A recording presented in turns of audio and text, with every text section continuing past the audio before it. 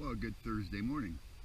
I'm probably about 10 minutes away from where the Silhouette Trail meets the Silver Peak Trail to go up the Silver Peak.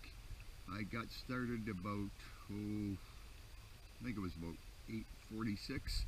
I should have been there by now, but a few things happened that caused me to slow down. But let me back up to last night.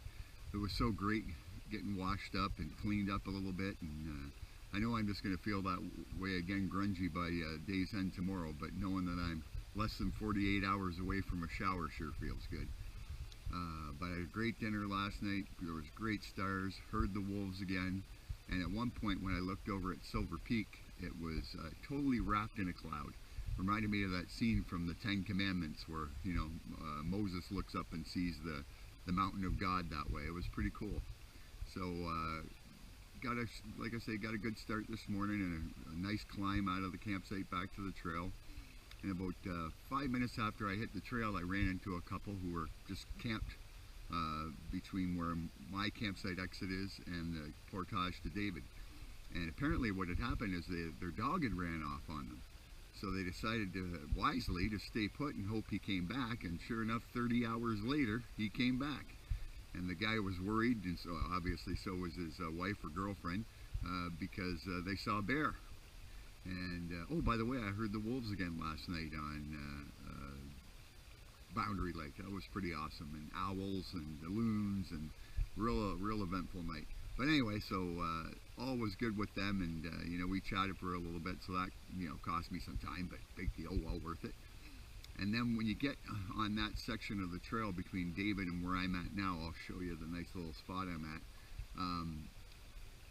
Canoers who are camping on David will hike to this trail to catch the trail to Silver Peak and go up and back.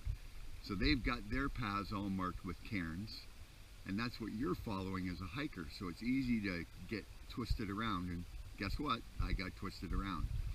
But I just sat and took a 10-minute break and thought, well, if these cairns lead to the trail, all I gotta do is follow them and I'll get back on it. And sure enough, I did. So ran into another couple that had lost their way, so I pointed them in the right direction. So they just zoomed on ahead of me as I'm taking a break here. But check out the nice little area where I'm at. Beautiful little kind of pond. And right down in front of me, the nice brook. Probably fill up some water there. Yeah, just a gorgeous little spot. Typical Killarney Trail. So looking forward to it. I'll probably take some video up on the peak. Hopefully it should be up there, what is it? It's 10:51 now. So hopefully I'll be up there about 11:45, have some lunch, check out the views, come back down, and once I get back down to the bottom, I'm about an hour from my campsite. So should be a good day.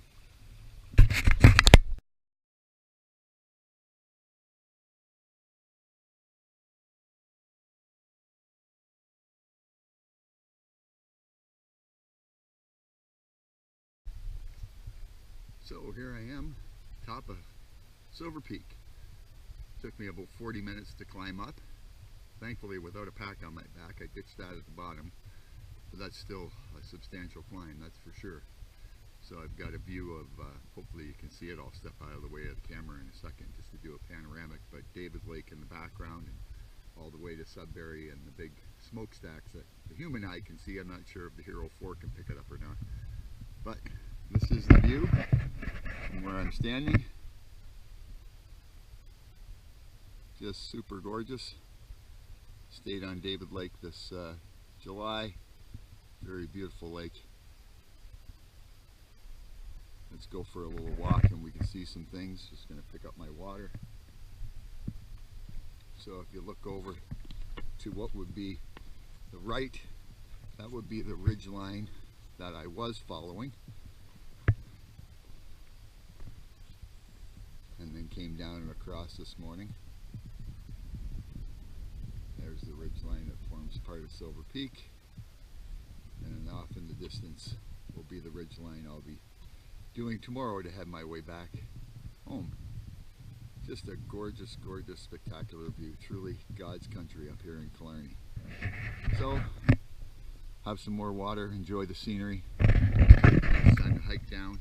And from, like I said, the moment I get down, probably about another hour from there to the campsite. So, it's 12:20 now. should be at the campsite by 2:30 at the latest. I'll take my time. Who knows? Anyway, enjoying the day, feeling good, and off to the next campsite.